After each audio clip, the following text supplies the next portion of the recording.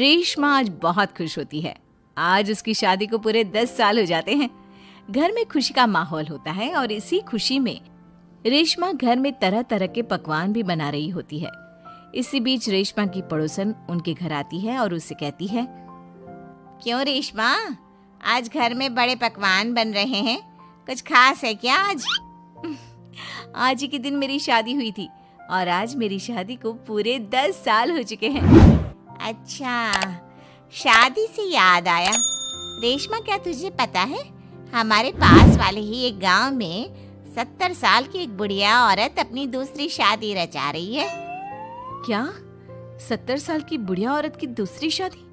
अरे जिस उम्र में लोग पूजा पाठ करते हैं वो बूढ़ी औरत रंगरलियां मना रही है।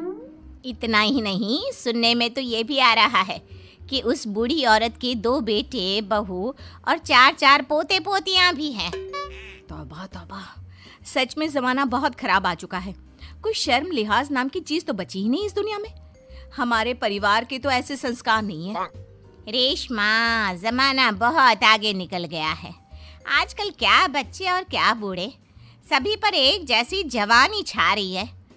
हमारे लिए तो ऐसा सोचना भी पाप है। वैसे कब है उस बूढ़ी औरत की शादी? आपको कोई जानकारी है क्या? मुझे क्या, पूरे गांव वालों को पता है इस शादी के बारे में। कल ही तो है। अरे वाह, कल तो योगेश के पापा भी छुट्टी पर हैं। एक काम करते हैं, हम भी चलते हैं इस बूढ़ी औरत की शादी में। आखिर देखे तो सही कि कौन है वो बेशर्म बुढ़िया औरत जो पोता पोती खिलाने की उम्र में प्यार के फूल खिला रही है। पड़ोसन वहां से चली जाती है, जिसके बाद रेशमा सोच में पड़ जाती है। शाम को जब रेशमा का पति अमित घर आता है तो वो रेशमा को हैरान परेशान देखकर पूछता है, क्या हुआ रेशमा, आज बहुत परेशान सी लग रही हो? कुछ खास नहीं, एक बुढ़िया औरत के बारे में सोच रही थी। कौन सी बुढ़िया औरत? रेशमा अमित की ओर देखती है और उसे बताती हुए कहती है, हमारे पास वाले गांव में ही एक बूढ़ी औरत है जो अपनी उम्र के आखिरी पड़ाव में अब लव अफेयर कर रही है और कल उसकी शादी भी है। ताज्जुब की बात तो ये है कि उसके 2 बहू बेटे और 4 पोते पोतियां भी हैं, फिर भी किसी ने उसे नहीं रोका। अरे इतना भरा पूरा परिवार होने के बाद वो अपना दूसरा घर क्यों बसाना चाह रही है? पता नहीं जी, मैं सोच रही थी कल आपकी भी छुट्टी है तो क्यों ना हम भी शादी देखने चले। सुनने में आ रहा है कि कल पूरा गांव जा रहा है उसकी शादी देखने के लिए। रेशमा की बातें सुनकर अमित भी दूसरे दिन उसके साथ चलने के लिए हामी भर देता है। अगले दिन सुबह रेशमा और अमित बच्चों के साथ शादी देखने निकल जाते हैं। गांव से कुछ किलोमीटर की दूरी तय कर रेशमा अपने परिवार के साथ विवाह स्थल पर पहुंच जाती है। यहाँ की साज सजावट कितनी अच्छी लग रही है ना। ऐसा लग रहा है मानो किसी नई नवेली दुल्हन की शादी हो। देखकर तो ऐसा ही लग रहा है, लेकिन वो बूढ़ी औरत है कहाँ पर जिसके इतने किस्से सुनने को मिल रहे हैं? अमित के इतना बोलने की देर होती है और एक अधेड़ उम्र की बुढ़िया औरत दुल्हन के लिबास में सज संवर कर मंडप पर पहुंच जाती है, जिसे देख रेशमा और अमित के पैरों तले मानो जमीन ही खिसक जाती है। मम्मी जी, यहाँ दुल्हन के लिबास में ये सब क्या हो रहा है? अमित, मम्मी, दादी की शादी, वाह, मजा आएगा। मम्मी शादी कर रही हैं और हमें बताना भी जरूरी नहीं समझा? क्या अब हम उनके लिए इतने गैर हो गए हैं? कुछ भी हो, मैं मम्मी जी की ये शादी तो बिल्कुल नहीं होने दूंगी। रेशमा अपनी सास सुशीला की तरफ जाती है। सुशीला अपनी बहू को देखकर सकते में पड़ जाती है। रेशमा, तू यहाँ क्या कर रही है? मेरी छोड़िए मम्मी जी, और आप अपना बताइए, आप यहाँ दुल्हन के लिबास में क्या कर रही हैं? आप इस उम्र में शादी कर रही हैं? जानती है समाज कितनी थू थू करेगा हम पर। समाज के डर से जीना नहीं छोड़ देते बहू। मैं अपनी इस नई जिंदगी से बहुत खुश हूँ और खुशी खुशी अपनी मर्जी से ये शादी करना चाहती हूँ। अगर इस समाज में जीना है तो सब देख कर चलना पड़ता है मम्मी जी। आप तो यहाँ शादी कर लोगी, लेकिन कभी सोचा फिर हम सबका जीना कितना मुश्किल हो जाएगा? मैं आपकी शादी बिल्कुल नहीं होने दूंगी। सुशीला अपने बेटे के पास जाती है और उसे समझाने की कोशिश करती है। बेटा, अब तू ही कुछ समझाना बहू को। इस शादी को लेकर मेरे भी वही अरमान है जो हर लड़की के उसकी शादी पर होते हैं बेटा। मैं क्या समझाऊं माँ उसे? आप इस उम्र में शादी करने जा रही थी और आपने हमें बताना भी जरूरी नहीं समझा?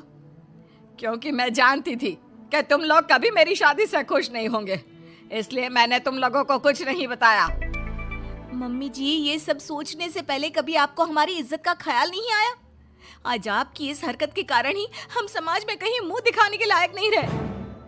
बहू, कब तक तुम यूं ही समाज के बारे में सोचती रहोगी? ये लोग आज 100 तरह की बातें बनाएंगे और कल को सब भूल जाएंगे। क्या इनके डर से मैं जीना छोड़ दूं? कल तो सभी को मर जाना है, उसमें भी अगर हम ऐसे ही डर डर कर जीते रहे तो कभी खुश नहीं रह पाएंगे। मम्मी जी, बातें बनाना कोई आपसे सीखे। जिस उम्र में आपको पूजा पाठ करनी चाहिए, अपने पोते को गोद में खिलाना चाहिए, उस उम्र में आप फिर से अपना घर बसाने के सपने देख रही हो। यकीन नहीं होता मम्मी, आप इतनी स्वार्थी कैसे हो सकती हो? स्वार्थी? बहू, मैंने अपना पूरा जीवन बाकी सबकी खुशियों के लिए बिता दिया। अमित के पिताजी की मौत के बाद जब मेरे पास दूसरा घर बसाने का मौका था, तब भी मैंने अपने बारे में नहीं सोचा, अपने बच्चों के बारे में सोचा। और आज तुम मुझे स्वार्थी बोल रही हो? क्या एक बूढ़ी औरत के पास दिल नहीं होता? हमें प्यार करने का अधिकार नहीं होता? सुशीला की बातों ने सभी को सोच विचार करने पर मजबूर कर दिया। किंतु रेशमा, हर किसी को अपना जीवन जीने का अधिकार होता है मम्मी जी, लेकिन आपके साथ 3 और जिंदगियां भी जुड़ी हुई है। हम आपके कारण बदनामी का घूंट नहीं पी सकते मम्मी जी। आज तुम दोनों को अचानक मेरी और इस समाज की इतनी परवाह क्यों हो रही है?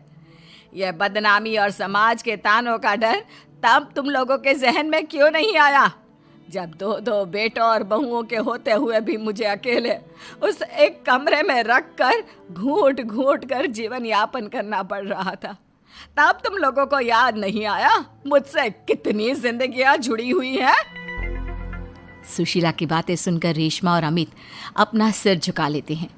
उन्हें अपने से हुई गलती का एहसास हो जाता है, लेकिन अब भी कहीं ना कहीं उनके दिमाग में लोग क्या कहेंगे ही चल रहा था, जिसके डर से वे खामोश होकर खड़े रहते हैं।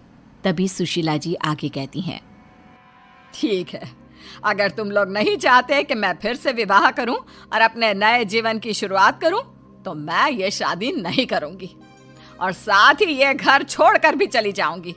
फिर ना तुम लोगों की कोई बदनामी होगी और ना ही कोई तुम्हें आकर ताने मारेगा।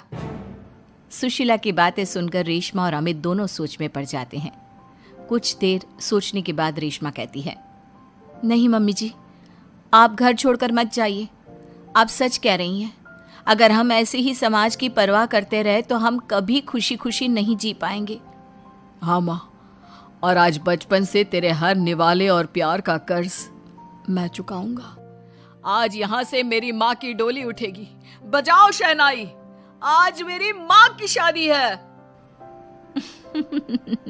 फिर क्या, अपने बहू बेटों की रजामंदी के साथ सुशीला खुशी खुशी 7 फेरे लेकर नई नवेली दुल्हन बन जाती है और सब शादी की खुशियों में मगन हो जाते हैं।